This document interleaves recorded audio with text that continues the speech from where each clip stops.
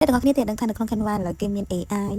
ឥឡូវគេ update កលិប Python ទៅយ៉ាងអ្នកគ្នាដល់ពេលដែលយើងចូលមកកាន់ project អ្នកទាំងអស់គ្នាឃើញមាន design element អញ្ចឹងយើងអូសវារហូតមកដល់កន្លែង magic media អញ្ចឹងនៅក្នុងនោះវាមាន AI លយស្លាប់បងអ្នកគ្នាកន្លែងនេះវាឲ្យយើង describe ពីដែលយើងចង់ generate រូប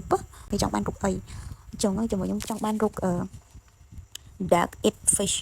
ខ្ញុំចង់បានរូបទាញ៉ាំត្រី Canva update ច្រើនហើយតែខ្ញុំខ្ជិលធ្វើវីដេអូ5អ្នកគ្នាតែខ្ញុំខ្ជិលធ្វើវីដេអូ5អ្នកគ្នានេះអ្នកគ្នាឃើញលយអត់បើអ្នកទាំងអស់គ្នាពេញចិត្តអ្នកគ្នា generate វា again មកលយមែនតើអានេះវាជារូបភាពតែបើអ្នកគ្នាចង់បានជា graphic អ្នកគ្នាចង់បានរូបអីគេហើយខ្ញុំសាកcat running cat is running on the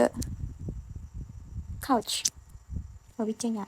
លើ couch លើសាឡុងណាអូខេស្អាតតើទៅយកបានដែរចឹងដល់គេ check style មួយនេះអូចង់បាន style គេ doodle line art ដល់ខ្ញុំយក doodle ណាខ្ញុំ generate ម្ដងទីខ្ញុំយក style វាឆ្មាហ្នឹងវា doodle នេះអូសុនណៃ AI គេលយអ្នកគ្នាឥឡូវយើងចូលមកដល់ពេលវីដេអូអត់បានទេវីដេអូយើងធ្វើអត់បានទេអ្នកគ្នា